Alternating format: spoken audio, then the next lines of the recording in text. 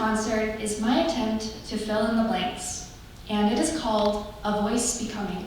26 years ago, my family immigrated from Korea to Canada. I was a rather outgoing and talkative child. Until my first day of kindergarten here, no one could understand me.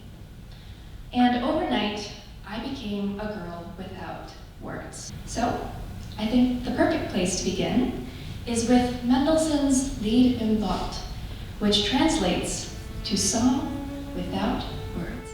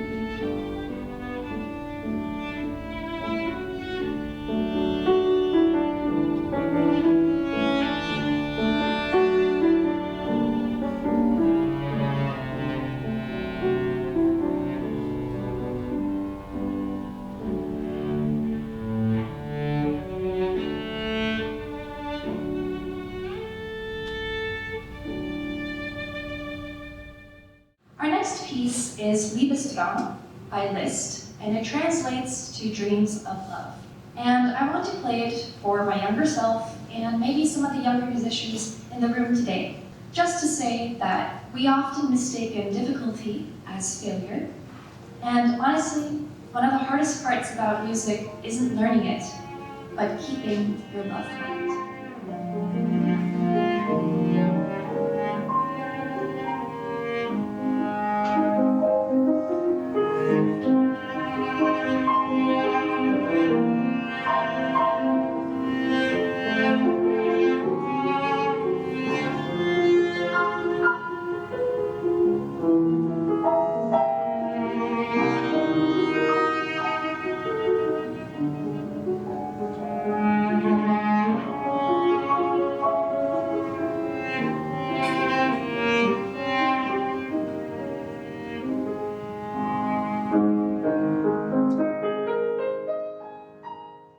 Though I came to Canada at a very young age, I still felt deeply Korean in many ways. Well, for one, I couldn't live without my rice and kimchi. There was a big part of my culture that I yearned to be closer to, and I never fully explored that in music. Growing up, my mom used to sing these Korean folk songs to me, and yet it never occurred to me to play them myself. So, I will play them for you now.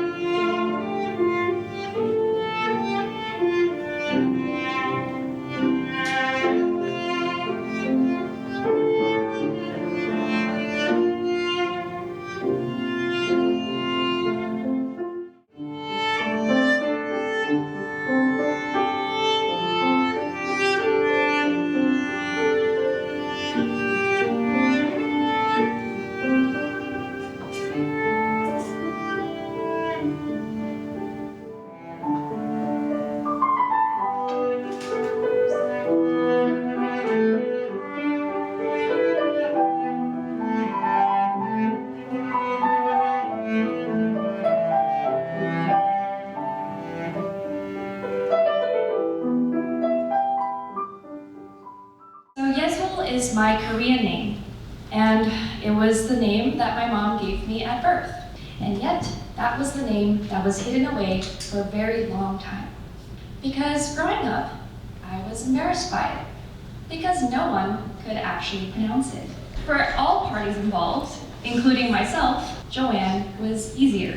And I think a lot of people who live between cultures can understand this feeling of how multiple versions of you begin to exist at the same time. And it was only at around age 20 that I began to really feel that my name, Yesel, was beautiful. And the more I looked at my name, being written as Joanne Choi, the more it didn't seem like me at all.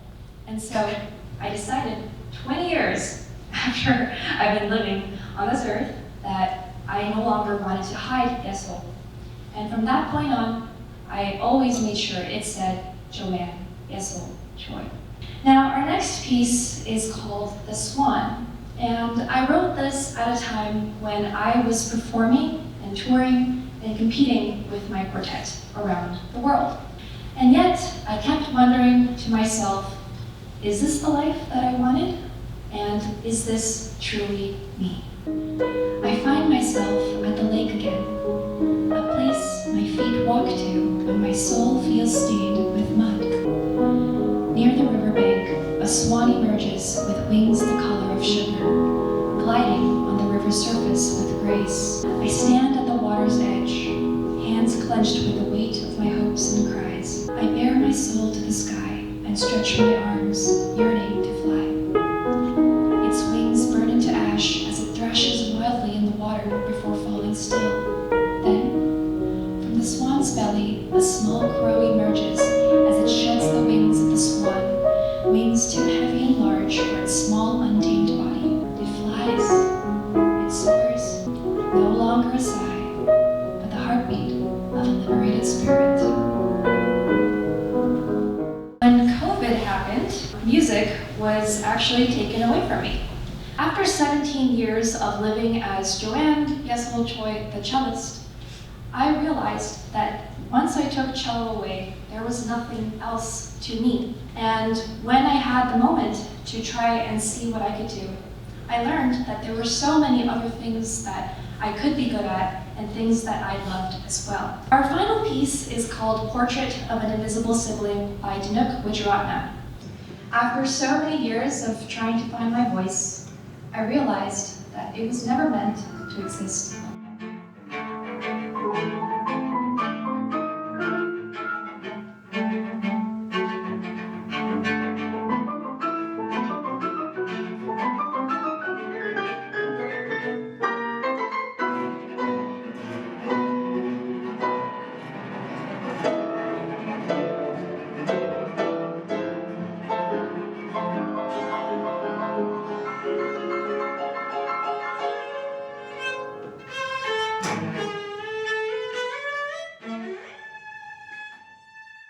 This is Ronen Chiffon, and he is our new violist joining our quartet. And we are so excited to welcome him. Over here on my right is Astrid Nakamura, who has jumped in for this season, and we are so thankful for her these last couple months. It has been an absolute joy working with you. Finally, this is Noah Sarid, who is my dear friend and colleague, and whom I've built the Dior Quartet with in the last 8 years. Our next piece is going to show a very different side of quartet music, and it's one that is very intimate and soulful.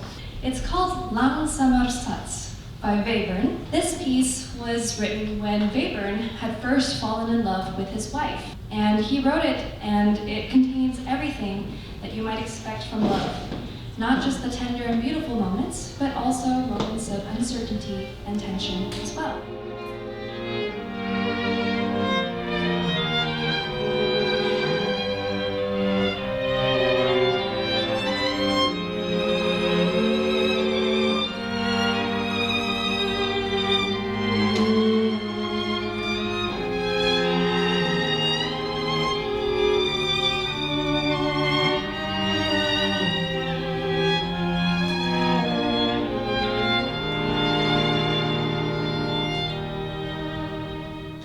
The third movement of Dvorak's Piano Quintet No. 2. Enjoy. Thank you all so much for joining us this afternoon.